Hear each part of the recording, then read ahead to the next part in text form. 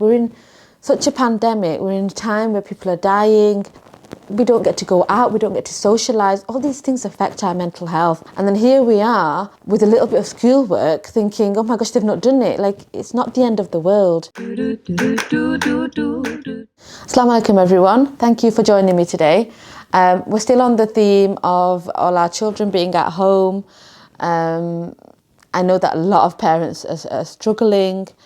And it's a big change. We've gone from our children being at school, being taught by teachers who are qualified to do that, and then the shift to us having to learn alongside them. And it is quite stressful.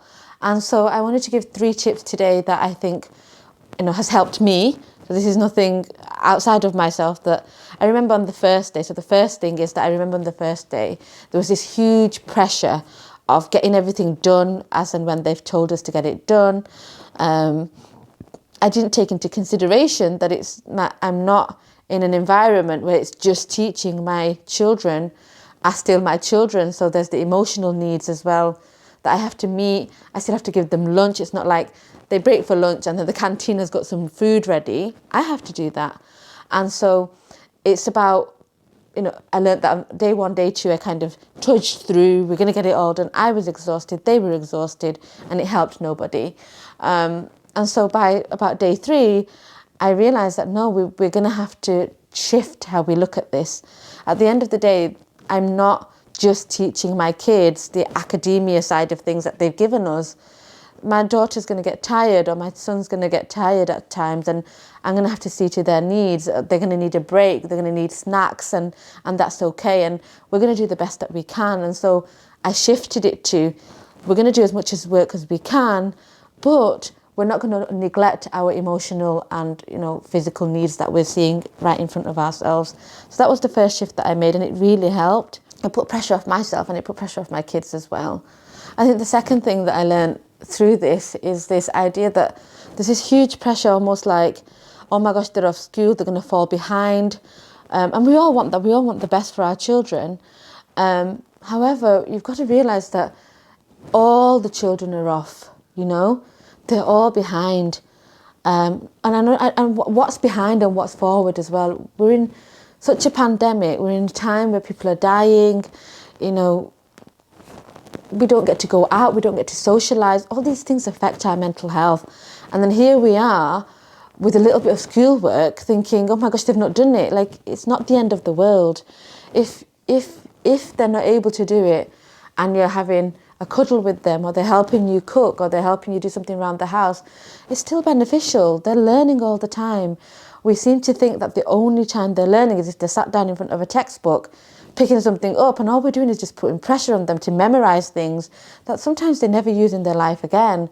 Whereas we could utilise this time to say, when we had a change, what we taught our children is that we were adaptable, that they remembered that during that time we were safe, that change is not such a scary thing. Because if we go in with all this pressure and all this stress, they're going to remember that more than they are going to remember their learning.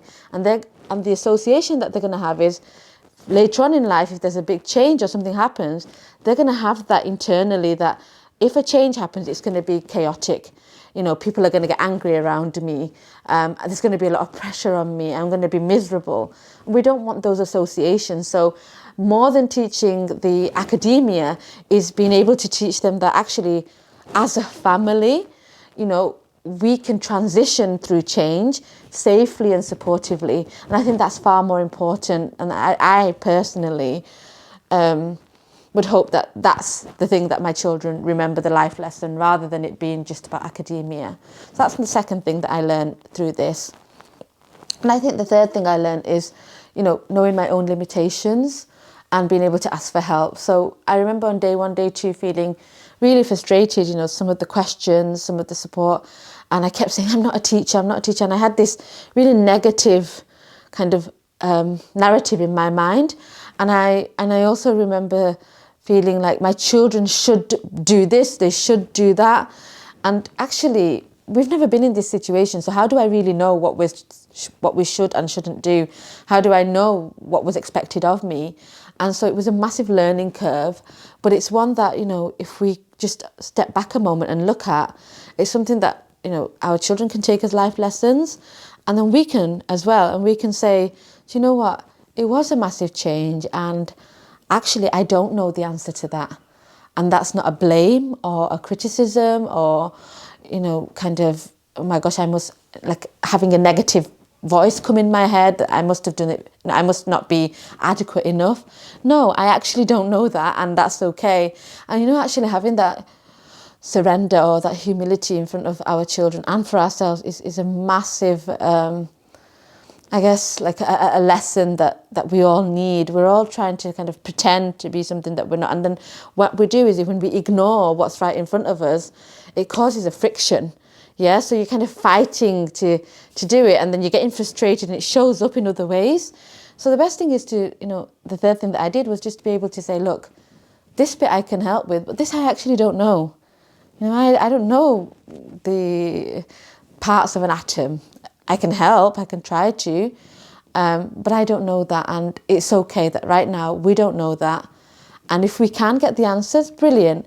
But if we can't, it means nothing. I think we're associating it to mean something about ourselves, but it actually doesn't mean anything about us. It means that I just don't know that bit of information right now in this stage of my life.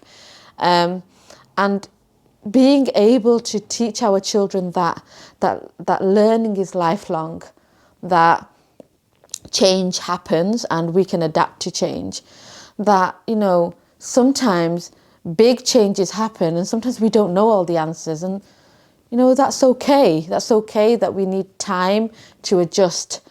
And I remember my younger one, she was very much of, they're starting the next lesson, I've not done this, and they're starting the next one. It took me some time to explain to her that we're not on a race line. It's not like just because they're doing it, that if I don't do it, that something's wrong. It doesn't mean that at all. Those children could have, if she sees some of the children getting all the work in, I said, we don't know the circumstance of that child. We don't know if they're still in school and they're submitting work, because some of the children were in school. We don't know if their parent is a teacher. We don't know anything, really. And to really try to teach our children that this isn't a race and a competition with others, but a race and competition with ourselves. So yesterday, maybe we got this much work done, and if you'd like to improve, then what do we need to do tomorrow to improve that? Do we need to get up a little bit earlier? Do we need to slow down? Do we need to take less breaks? Like, we assess, and then we say, right, this is what we want to do, and so these are the changes we need to make. There's nothing wrong with her wanting to submit all her work. If that's what she wants to do, it's brilliant. It's a really great attitude to have towards work. But to put pressure on herself to the extent that she's getting frustrated, is that association I don't want her to have. If she goes on to further studies, I don't want her to feel like, I've not done it, so I'm so stressed. Rather, it's solution focused. Okay, I really do want to submit all my work. I think, that's the sort of person I want to be. Great. In order for me to do that, do I have the resources? Do I have the time? Have I set myself up in the right way? Am I committed enough? Those are the qualities. We're looking at the qualities that are needed in order for her to do that. And if we can look at, this whole situation that way, I think we'd be far more relaxed. And just be easy on yourselves. Like, we're mothers at home. You've probably got other things that you would have had to do anyway, on top of this learning. Not all children adapt to learning at home. They don't want to learn from their parents. The way that they'll respond to their teachers will be very different to the way that they respond to us. And we can get quite frustrated at that. So if you are having challenges with children like that, where some of them will just sit and do things and others will be like, I'm not doing that. I just want to play computer games, as an example, or I want to go out all the time. You've got to realise that that's not an inadequacy in you. It's just children need different things, and maybe with that child you'll have to have a different approach, and the others you could get settled into, and that one might take a little bit longer, and you'd have to communicate with them and see what works for them till you get to that place. But whatever the scenario might be for you, and my heart does go out to everybody, because it is hard for the children. So much change for our families. I know mums who have like young babies at home, people who are working that can't go to work. Sometimes there's relationship issues, and I might talk about that in another video around, when your children are at home, and you have different parenting styles, what you can do to try and help that a little bit as well. But that might be on another video. But I hope that was helpful. I wanted to share my just what we're doing at home and what's helped us. And I hope that that helps you too. Thank you for listening. Jazakallahu khairan. Assalamu alaikum.